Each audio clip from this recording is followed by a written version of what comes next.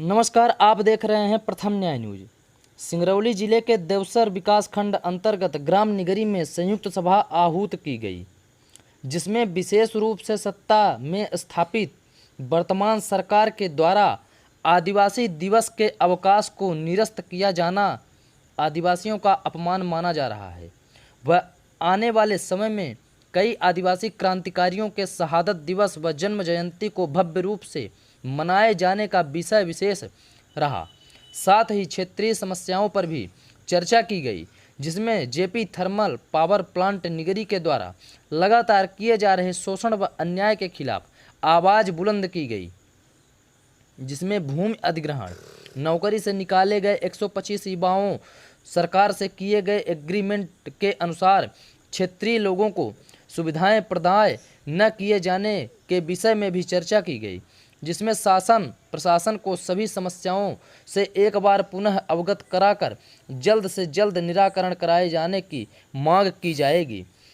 अगर सुनिश्चित समय पर समस्याओं से निजात नहीं दिलाई गई तो आगामी समय में सामूहिक रूप से धरना प्रदर्शन कर अपनी मांगों को पूर्ण कराए जाने पर दिवस किए जाने पर सहमति बनी, जिसमें मुख्य रूप से विपक्षी दल कांग्रेस पार्टी व जैस आदिवासी संगठन, ओबीसी संगठन व क्षेत्रीय अन्य कई संगठनों तथा प्लांट से प्रभावित ग्रामों के जन सहयोग से सामूहिक रूप से लगातार बैठक कर रूपरेखा तैयार की जा रही है।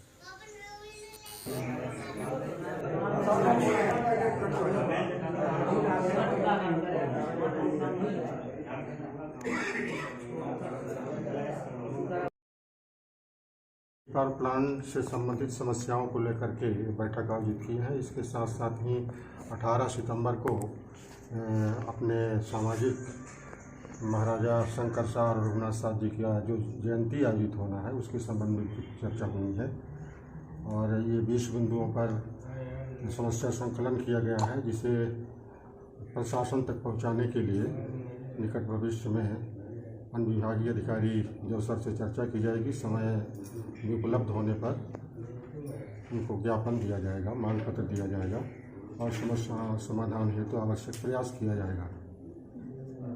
क्या किन विशेष मुद्दों पर कंपनी के जो 20 बिंदु हैं, किन किन बिंदुओं पर क्या थोड़ा बहुत उनके बारे में भी बता दें सर? अब विस्तृत विवरण तो बिंदुवार बताना थोड़ा समय ज़्यादा लगेगा, लेकिन मुख्य रूप से यहाँ के जो स्थानीय युवक हैं उनको नौकरी में नहीं रखा जा रहा है। जिनको रखा भी जा रहा है उनको दूसरे जगह जो कंपनियाँ संचालित हैं वहाँ भेजा जा रहा है, जिससे स्थानीय युवकों को काफ़ी परेशानी होती है। और कुछ लोगों कृषकों का भूमि अधिग्रहण किए हैं, लेकिन उसके बदले में उनको नौकरी नहीं दिए हैं, जिससे कृषक परेशान हैं। यहाँ पर सरैया नाला जो पहले बहता था उसको बंद कर दिया गया है, जिससे यहाँ का पानी निकासी से काफ़ी परेशानी होती है कृषकों को।